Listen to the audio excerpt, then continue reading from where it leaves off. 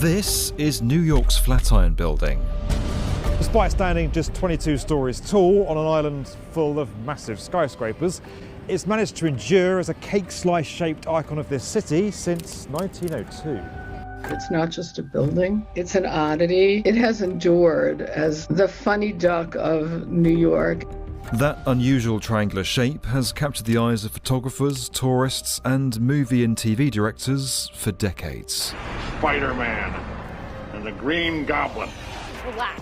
How am I supposed to relax? But in recent years, this world-famous structure has sat empty and under scaffolding, only for a New York court to then order it to be put up for grabs at auction in early 2023. An auction that seems to have turned into a bit of a farce. I never thought that someone would bid so much for the building. It's the latest uncertain chapter in the long story of this building. A building that's seen so much of New York's history unfold and that's endured so much already.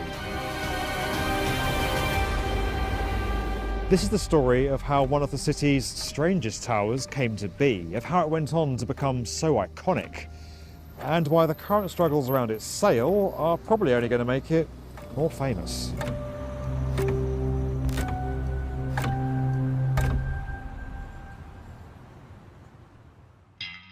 Manhattan's grid street layout is hard to miss, but cutting its own path through much of it is Broadway, and where that crosses Fifth Avenue, a rather awkward plot of land gets created. Now, this city is famous for its ambition, and small, awkward plots of land haven't stopped it yet. Not even way back in 1901. Purchasing the site in the May of that year, the Fuller Company appointed Chicago's Daniel Burnham to design a new headquarters for the firm that maximised every inch of the available land. He came back with an eye-catching and ornately detailed 22-storey slice of steel and stonework, then known as the Fuller Building. With the design approved and a number of shorter residential and commercial structures demolished, construction on the new tower started racing ahead, at times adding a new floor every week. With an unusual footprint, hardly any site working space, and busy New York streets on either side of them, construction teams had to be clever. And following a recent change in the city's fire codes, this became one of the earliest buildings in New York to shun load-bearing masonry and instead take advantage of steel for its structural frame. More than 3,500 tons of it was prefabricated off-site in Pennsylvania, then dropped into place almost immediately when it arrived, minimising the need for storage. Closely following the steel skywards was the building's then revolutionary curtain wall cladding system. Ornate terracotta and limestone stonework that was used to simply infill and clad around the structural steel that actually carries the building's weight. I love this city, but I'm not going to lie, it's exhausting. And after a long day of looking at skyscrapers, all I want to do is get back to my hotel room and watch my favourite British shows. Not whatever's on the hotel TV. You want to do something to me? No, can't stop. And that is where today's video sponsor Surfshark comes in. It's a VPN that protects your personal data from big companies and cyber criminals. It does that by swapping the real location of your device with a new one. That means I can virtually travel to nearly any country around the globe from my New York hotel room, like right back to the UK for my own comfort shows. And even on this hotel Wi-Fi, Surfshark keeps your online identity safe from hackers by encrypting your data. If you sign up now, the B1M's viewers can get 3 extra months for free. Just use the code B1M. Surfshark offers a 30-day money-back guarantee, so there's no risk to try it out. You can sign up now at the link in the description. Now, let's get back to that triangular wedge of engineering brilliance. As the frame rose, onlookers often stopped to watch the spectacle. Unlike many high-rise buildings that taper or step back as they rise, the Flatiron mimics a Greek column. Its top and bottom are slightly wider than its middle section. That sharp top corner of the building is a mere 2 meters wide with an incredible angle of just 25 degrees. It's all based on Beaux-Arts design, which came from Paris. Alice Sparberg-Alexou knows a thing or two about the Flatiron building. In fact, she wrote a whole book on it.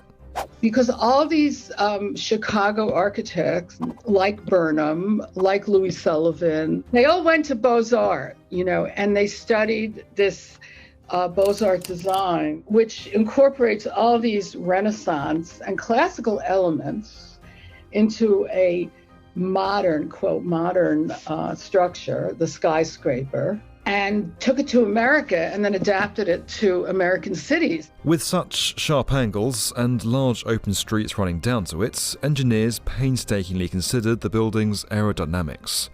The steel frame was built to withstand up to 4 times the expected wind loads acting on it.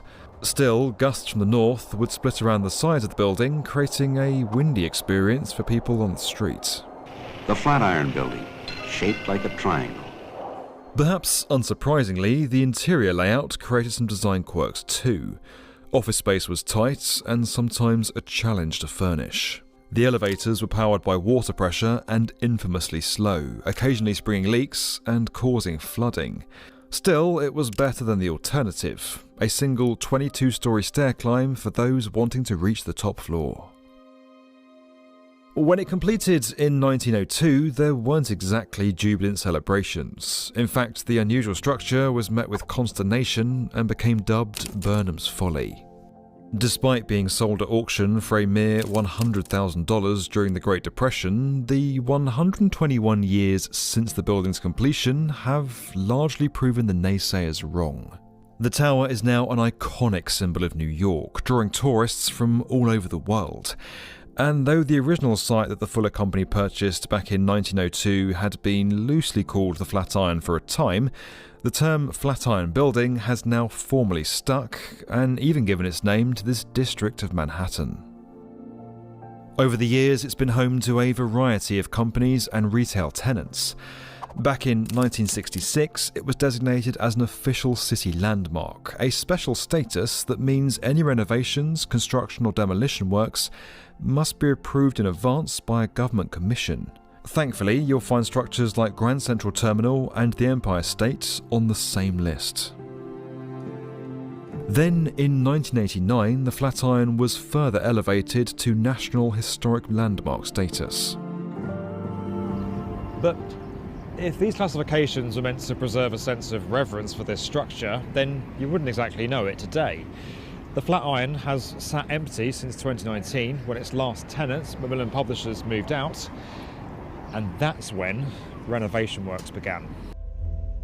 Those works, which have partly taken place through the pandemic, have triggered multiple disagreements among the building's current owners and future tenants. Things got so bad that the New York State Supreme Court ordered an auction on the building in 2023, the first of its kind in nearly 100 years. These other owners, who comprise 75% of the building, they are Jeff Gural, who's a big real estate person in New York, the Sorgente Group, which is based in Rome, and a few other people have 75% of the property. And Nathan Silverstein has 25%. So their intention was to buy it back at auction, and that was how they were going to get rid of Nathan. The auction was held outside on the steps of this courthouse, with bids starting at $50 million. Over the course of about 40 minutes, things quickly escalated until an unexpected and unknown buyer called Jacob Garlick beat out Jeff Gural, the building's current majority interest holder, with a bid of $190 million. Now, given the building's value had reportedly decreased after the pandemic and was in need of more than $100 million of renovations, this was something of a surprising twist. But it's not where the story ends. In yet another bizarre turn, Garlick disappeared. He failed to make the $19 million down payment within the required time period, and has yet to reply to multiple messages from the media. So at this point, you're probably wondering how something like this is even possible. Surely you can't just rock up to an auction, outbid everybody, and vanish. Well, according to court filings that we've seen, bidders weren't required to pay a deposit of any sort to participate in the auction. It wasn't until after the event that a winner needed to provide proof of any funds. That's something that real estate experts say is highly unusual practice, and it seems to have led to, well, just about anyone joining in. Alice, who actually attended the auction, said she's heard speculations about Garlick and his relation to one of the building's former owners, Nathan Silverstein. Yeah, there's something, weird going on. Some people suspect that Nathan put him up to it so that they would keep upping the price, and then Nathan would walk away with more money because he had lost the building. For now, who Jacob Garlick is and what exactly he was doing remain unknown, and with no definitive owner, the future of this landmark building hangs in the balance. 121 years is a long time in New York, and this building has seen it all. From the initial opposition to its existence, through the Great Depression, a world war, the immense changes that the second half of the 20th century brought, and now a reimagining of how we use our cities. A headline-grabbing auction battle is the latest compelling twist in the amazing history of this structure. Far from being its downfall, it's likely to help make it feel even more legendary. This video was made possible by Surfshark. You can learn more about that at the link below. There's also the chance to dive deeper on the Flatiron Building and other topics on our channel over on the World's Best Construction Podcast, available right now wherever you get your podcasts.